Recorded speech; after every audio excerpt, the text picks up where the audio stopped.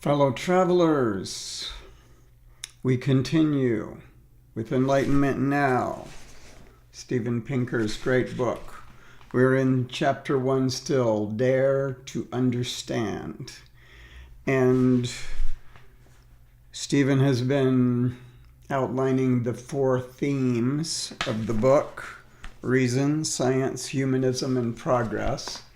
We're going to talk about humanism, and I want to read these paragraphs with the context that, as we've been following the ideas so far, reason and science are aspects that in some way are abandoning the moral foundations on which the world up until that time was living. Religion and the way that people looked at the world was essentially a form of morality, but out of this new thinking came a new form of morality, and that is what is being talked about here as humanism. So here we have the idea of a universal human nature brings us to a third theme, humanism.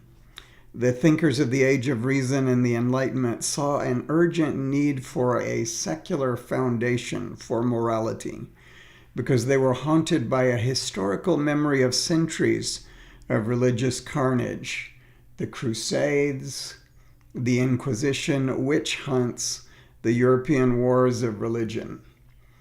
They laid that foundation in what we now call humanism, which privileges the well-being of individual men, women, and children over the glory of the tribe, race, nation, or religion.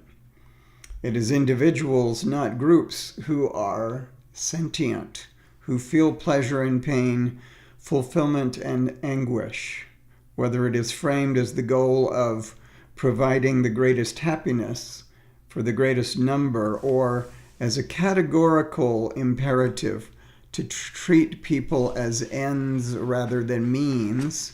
It was the universal capacity of a person to suffer and flourish, they said, that called on our moral concern. Fortunately, human nature prepares us to answer that call. That is because we are endowed with the sentiment of sympathy, which they also called benevolence, pity, and commiseration. Given that we are equipped with the capacity to sympathize with others, nothing can prevent the circle of sympathy from expanding from the family and tribe to embrace all of humankind, particularly as reason goads us into realizing that there can be nothing uniquely deserving about ourselves or any of the groups to which we belong. We are forced into cosmopolitanism, accepting our citizenship in the world. A humanistic sensibility impelled the Enlightenment thinkers to condemn not just religious violence, but also the secular cruelties of their age, including slavery, despotism, executions for frivolous offenses, such as shoplifting and poaching, and sadistic punishments, such as flogging, amputation, impalement, disembowelment, breaking on the wheel, and burning at the stake. The Enlightenment is sometimes called the humanitarian revolution because it led to the abandonment. It led to the abolition of barbaric practices that had been commonplace across civilizations for millennia. So this is very fascinating to me because all of those things that he just mentioned, all the different forms of torture, obviously um, exist still. And it appears as if we've made progress. And that's going to be the next topic, progress, which also appears to be controversial because there are many, many people who would claim that we haven't really made that much progress. And in many ways, one would have to acknowledge that there is still so much brutality in the world.